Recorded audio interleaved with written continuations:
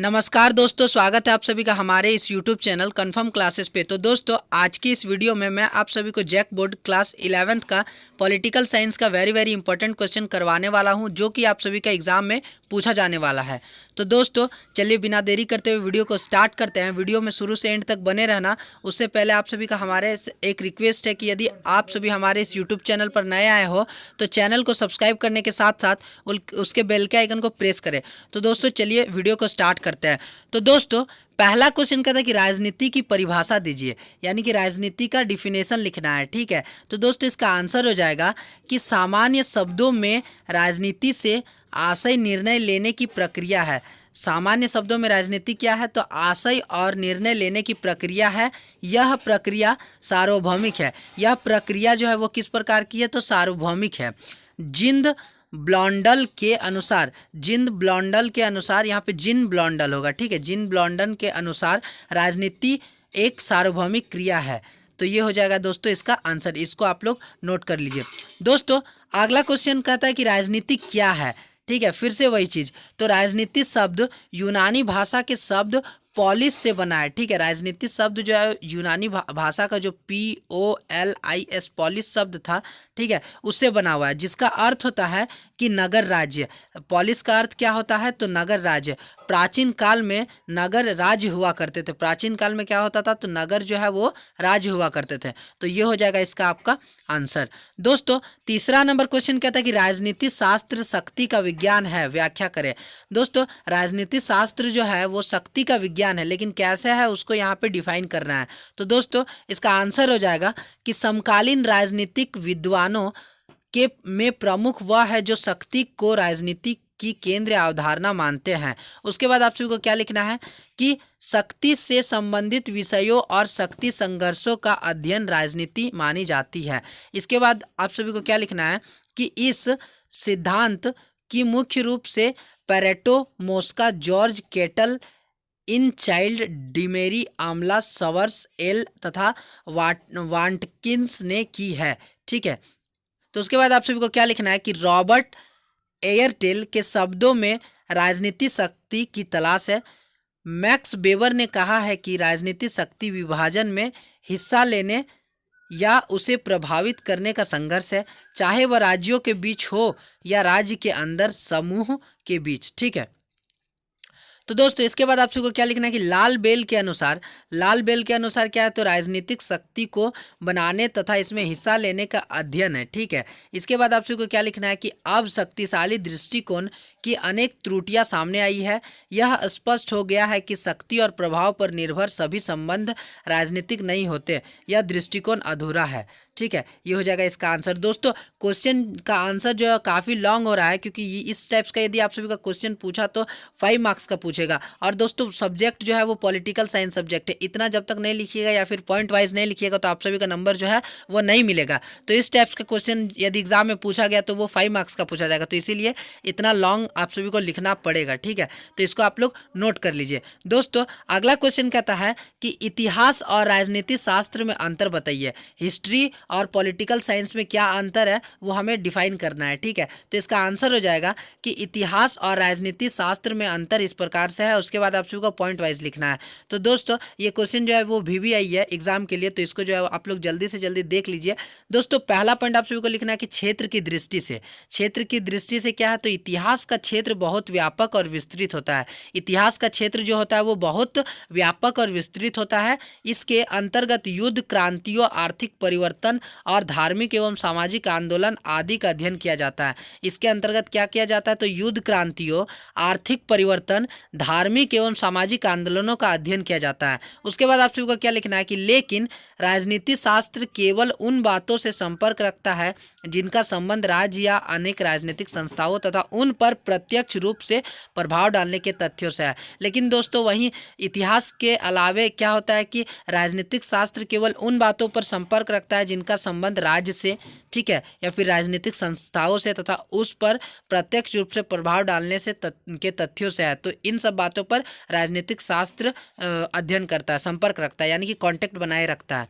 तो दोस्तों ये हो जाएगा आपका पहला पॉइंट। दोस्तों दूसरा पॉइंट में आप सभी को लिखना है कि उद्देश्य की दृष्टि से, पहले आप सभी को क्षेत्र की दृष्टि से लिखना था, अब आप सभी को लिखना है कि उद्देश्य की दृष्टि से। तो इसको आप सभी को क्या डैश दे के आप सभी को लिखना है कि दोनों शास्त्रों के उद्देश्य में भी भिन्नता है। इतिहास वर्णनात्मक है, वह केवल घटनाओं का वर्णन करता है। दोस्तों इतिहास जो है वो वर्णनात्मक है, वह केवल क्या करता है कि घटनाओं के बारे में वर्णन करता है, किसी घटना के दार्शनिक पहलू की जांच नहीं करता। और इतिहास जो है वो किसी घटना के जो है दार्शनिक पहलू को जांच नहीं करता। इसके विपरीत राजनीतिक शास्त्र नैतिक भी है, लेकिन दोस्तों वहीं राजनीतिक शास्त्र जो है वो नैतिक है। या केवल यह अध्ययन नहीं करता कि राज्य क्या है, अपितु यह भी बतलाता है कि राज्य को क्या होना चाहिए। दोस्तों राजनीतिक शास्त्र जो है वो इतिहास से बिल्कुल अलग है, क्योंकि इतिहास जो है वो दोस्तों वो घटनाओं के बारे में अध्ययन करता है और घटनाओं के बारे में बताता है। लेकिन दोस्तों वहीं पे राजनीतिक शास्त्र की बात करें तो राजनीतिक शास्त्र जो है वो केवल यह अध्ययन नहीं करता कि आखिर राज्य क्या है, अपितु ये भी बतलाता है कि राज्य को क्या होना चाहिए, यानी कि राज्य को किस टाइप्स का होना चाहिए। ठीक है, और ये हो जाएगा आपका इसका दूसरा पॉइंट। तीसरा पॉइंट की ओर चलते हैं। तीसरा पॉइंट में आप सभी को लिखना है कि अध्ययन विधि के दृष्टिकोण से। ठीक है, अध्ययन विधि के दृष्टिकोण से क्या हो जाएगा, तो इतिहास एक वर्णनात्मक शास्त्र है या घटनाओं का केवल क्रमबद्ध विवरण प्रस्तुत करता है। यह क्या करता है कि केवल घटनाओं का क्रमबद्ध प्रस्तुत करता है। इसके विपरीत राजनीतिक शास्त्र विचारात्मक तथा अनुभवी विधियों का अनुसरण करता है। लेकिन दोस्तों वहीं पे राजनीतिक शास्त्र की बात करें तो राजनीतिक शास्त्र क्या करता है कि यह विचारात्मक तथा अनुभवी विधियों का अनुसरण करता है। तो ये हो जाएगा आपका इसका आंसर। लास्ट में तीनों पॉइंट लिखने के बाद आप सभी को क्या लिखना है कि इस प्रकार राजनीति शास्त्र और इतिहास की पद्धतियां विषय क्षेत्रों और उद्देश्यों में अंतर प्राप्त करती है। तो ये हो जाएगा दोस्तों इसका आंसर। इसको आप लोग नोट कर लीजिए।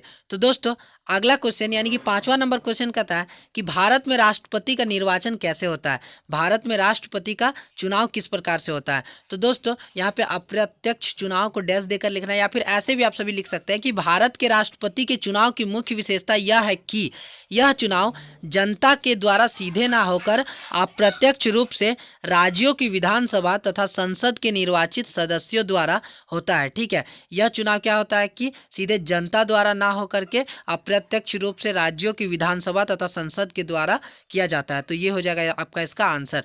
अगला क्वेश्चन दोस्तों कहता है कि मंत्रिमंडल का गठन किस प्रकार से किया जाता है। मंत्रिमंडल का गठन दोस्तों किस प्रकार से किया जाता है। तो इसका आंसर आप सभी को क्या लिखना है कि मंत्रिमंडल वास्तविक कार्यपालिका होता है। मंत्रिमंडल क्या होता है, तो वास्तविक कार्यपालिका होता है जो कि प्रधानमंत्री के नेतृत्व में कार्य करता है। मंत्रिमंडल जो होता है वो प्रधानमंत्री के नेतृत्व में कार्य करता है।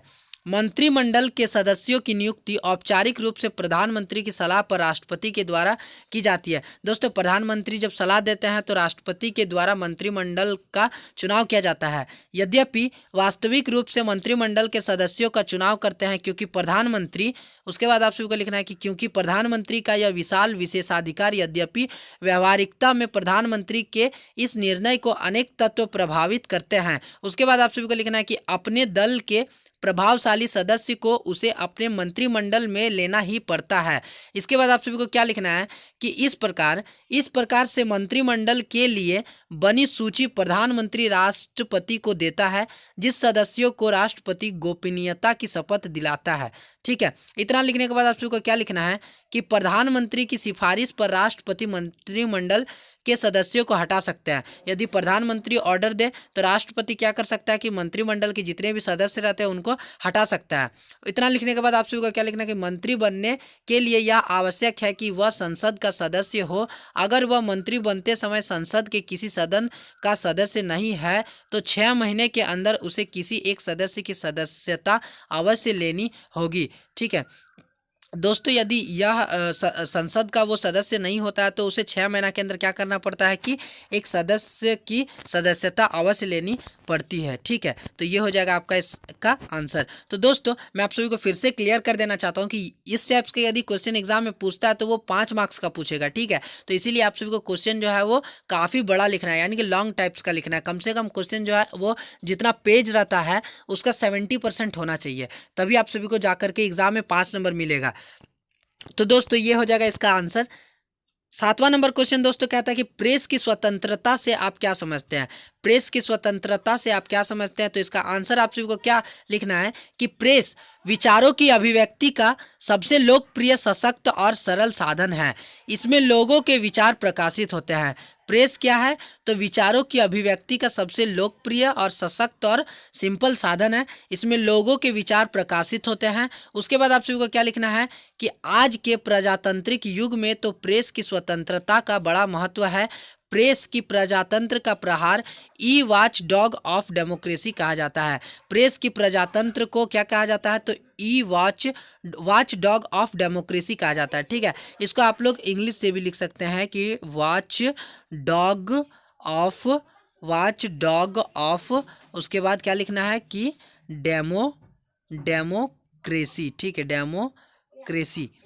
उसके बाद दोस्तों आप सभी को क्या लिखना है, इतना लिखने के बाद आप सभी को क्या लिखना है कि यदि प्रेस जागरूक रहे तो लोगों की स्वतंत्रता खतरे में नहीं पड़ सकती है। यदि प्रेस क्या होता है कि जागरूक रहे तो लोगों का जो फ्रीडम लाइफ है वो जो है वो कठिनाई में नहीं पड़ती है। ठीक है, विरोधी दल के नेताओं के विचारों को प्रकाशित करने से सरकार के मनमाने रवैये की और लोगों का ध्यान आकृष्ट करता है। इसके बाद आप सभी को क्या लिखना है कि प्रेस अपने उत्तरदायित्व का निर्वाह तभी कर सकता है जबकि प्रेस स्वतंत्र हो।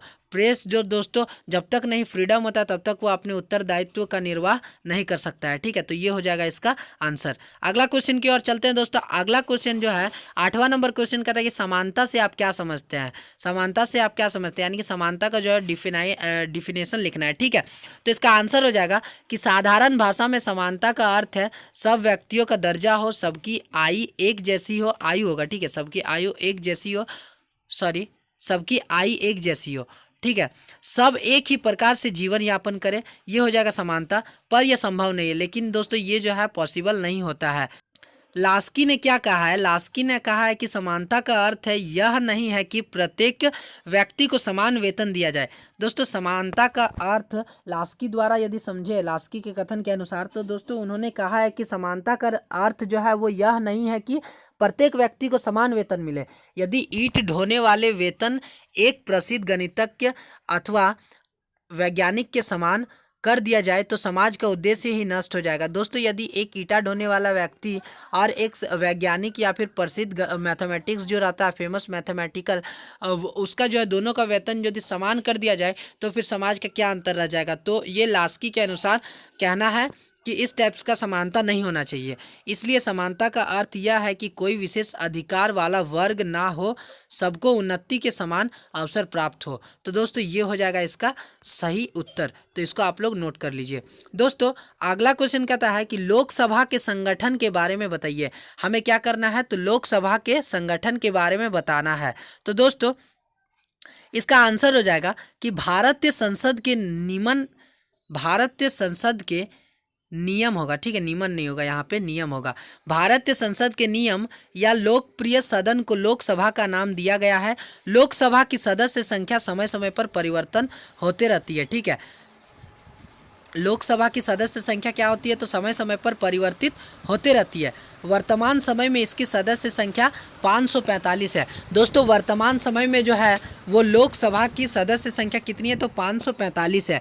लोकसभा के सदस्य भारतीय जनता द्वारा वयस्क मताधिकार के द्वारा प्रत्यक्ष रूप से निर्वाचित होते हैं। दोस्तों लोकसभा के सदस्य जो होते हैं वो भारतीय के सदस्यों द्वारा, भारत के जो जनता होते हैं उनके द्वारा क्या कि वयस्क मताधिकार यानी कि वोट डालकर उन्हें चुना जाता है। लोकसभा का कार्यकाल 5 वर्ष का होता है। दोस्तों लोकसभा का जो कार्यकाल होता है वो 5 वर्ष का होता है। ठीक है, तो ये हो जाएगा आपका इसका आंसर। 10वां नंबर क्वेश्चन दोस्तों कहते हैं कि आर्थिक समानता के बारे में आप क्या जानते हैं?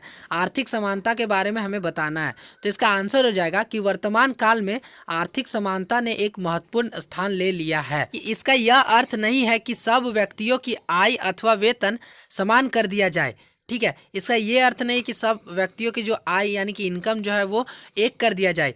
इसका अर्थ है सबको उन्नति के समान अवसर जो है प्रदान किया जाए। इसका अर्थ क्या होता है कि सबको उन्नति के समान अवसर प्रदान किया जाए, सभी की न्यूनतम आवश्यकताओं की पूर्ति की जाए, प्रत्येक व्यक्ति को काम मिले। ठीक है, यानी कि कोई जो है वो बेरोजगार ना हो। तो ये हो जाएगा इसका बिल्कुल और बिल्कुल सही उत्तर। तो इसको आप लोग नोट कर लीजिए।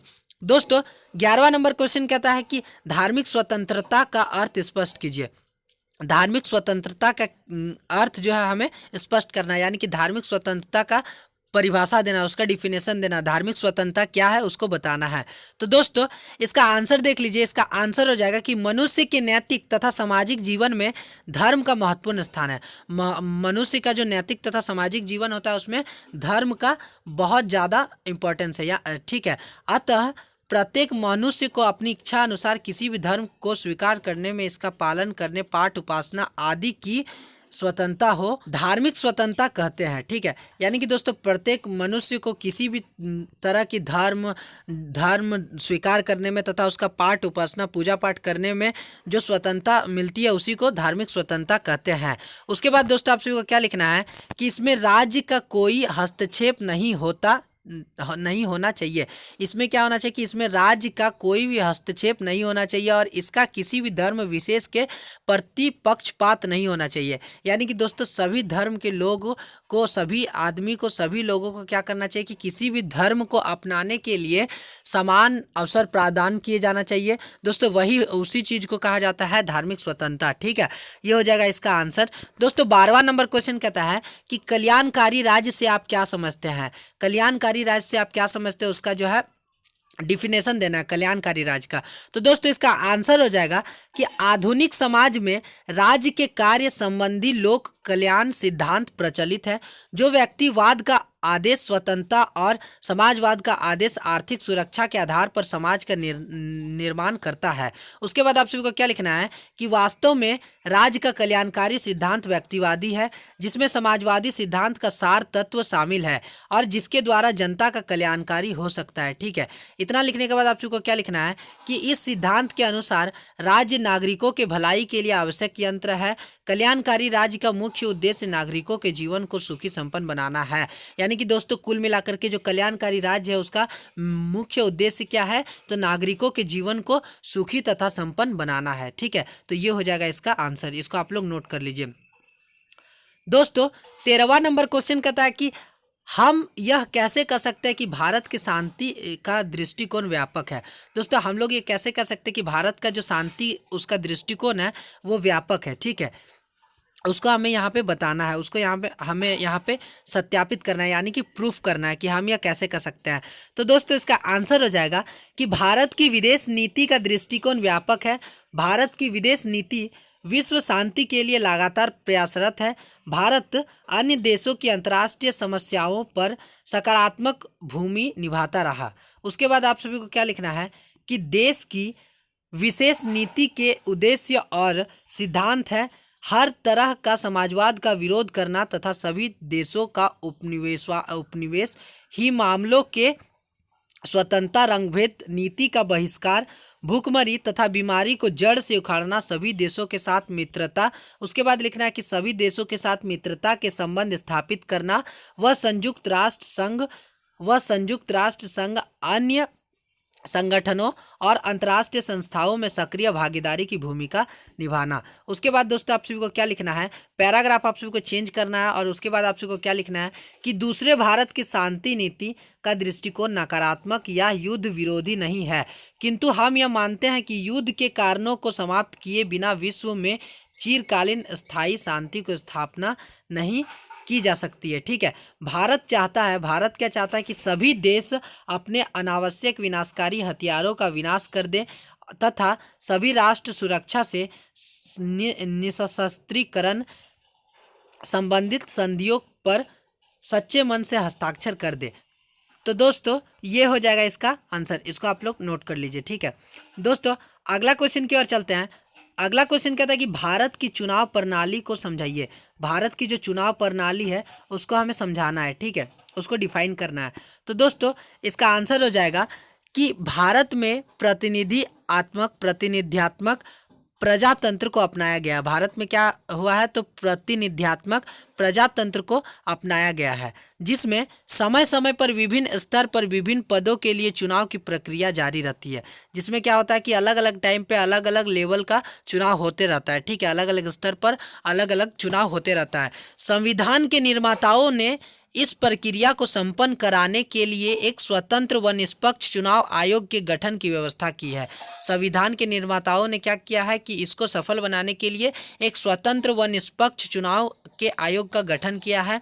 चुनाव में हिस्सा लेने के लिए भारत में चुनाव में हिस्सा लेने के लिए भारत में वयस्क मताधिकार को अपनाया गया है। चुनाव में हिस्सा लेने के लिए और चुनाव करने के लिए भारत में वयस्क मताधिकार को अपनाया गया है, यानी कि वोटिंग किया जाता है। अर्थात प्रत्येक वयस्क व्यक्ति को चुनाव में मत का प्रयोग का अधिकार होगा, चाहे वह किसी भी जाति या फिर किसी भी धर्म या फिर किसी भी स्तर या फिर किसी भी लिंग का हो। दोस्तों, प्रत्येक जो लोग रहते हैं, भारत का प्रत्येक जो लोग होता है, चाहे वो किसी भी जाति का हो, किसी भी धर्म का हो, किसी भी लिंग, कोई भी किसी टाइप्स का आदमी हो, उसे क्या होता है कि उसे जो है सभी लोगों को मत का अधिकार होता है। ठीक है, यह भारत में अपनाया गया है। उसके बाद आप सभी को क्या लिखना है कि आजकल भारत में 18 वर्ष के व्यक्ति को वयस्क माना गया है।